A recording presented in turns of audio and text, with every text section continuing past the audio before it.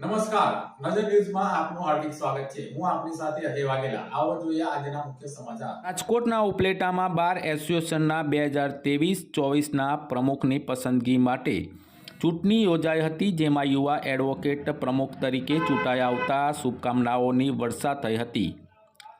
Bar council of Gujarat તરફથી મળેલી સૂચના અનુસાર ઉપલેટા બાર એસોસિએશનના 2023-24 પ્રમુખ, ઉપપ્રમુખ, ખજાનચી અને સેક્રેટરી માટેની ચૂંટણી અનુસાર ઉપલેટામાં પણ ચૂંટણીનું વિધિવત રીતે આયોજન કરવામાં આવ્યું હતું, જેમાં ચૂંટણી માટેની ચૂંટણી પ્રક્રિયા માટે ઉમેદવારોએ પોતાની ઉમેદવારી નોંધાવી હતી।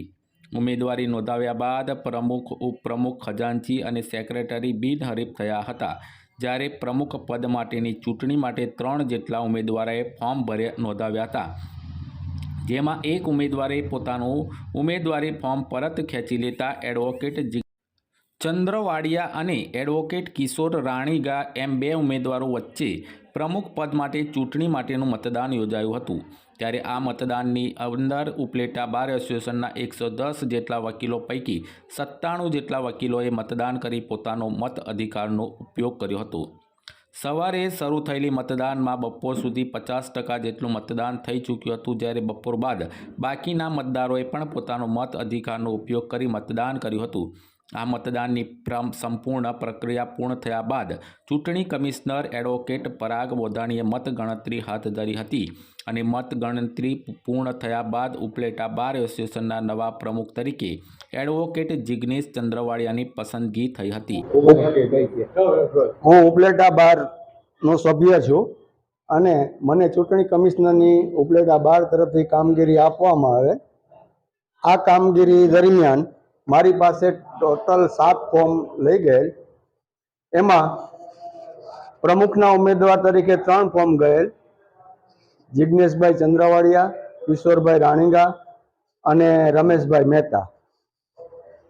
ઉપપ્રમુખ તરીકે નિશિતભાઈ કાલાવડિયા, ખજાનચી તરીકે મેકમહુભાઈ અને સેક્રેટરીમાં નિમિતભાઈ પાનસુરા। આ 3 હોદ્દા બિનહરીફ થયેલ અને પ્રમુખના 3 ઉમેદવાર તરીકે રમેશભાઈ મહેતાએ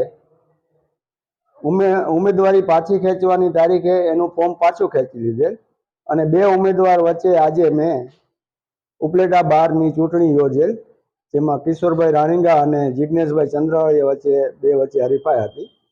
આજની ચૂંટણીમાં મતદારોએ પૂરો સહયોગ આપી અને 110 માંથી 97 મત ટોટલ પડેલ છે। બાકી જે મતદારો છે એ બહારગામ હોવાને કારણે મત આપી શકેલ નથી। આ 97 મતમાંથી જિગ્નેશભાઈ ચંદ્રવાડિયાને 58 મત અને કિશોરભાઈ રાણીગાને 38 મત મળેલ, 1 મત કેન્સલ થયેલ છે। એટલે જિગ્નેશભાઈ ચંદ્રવાડિયા આજની ચૂંટણીમાં પ્રમુખના ઉમેદવાર તરીકે ઉપલેટા બારમાં વિજયી થયેલ છે। હું દિલીપ કુમારી હીરાલાલ જોશી, એડવોકેટ ઉપલેટા।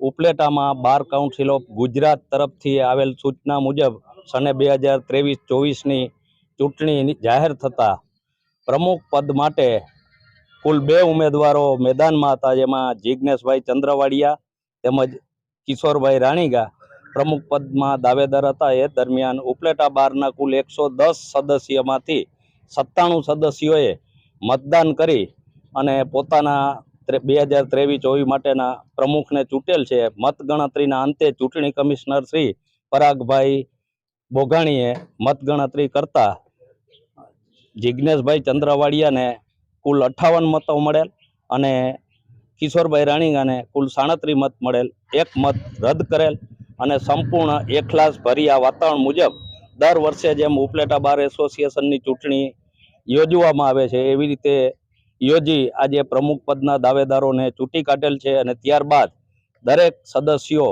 સાથે ભોજન લઈ અને નવા વર્ષથી સારી કામગીરી કરે એવી શુભેચ્છા પાઠવવામાં આવે।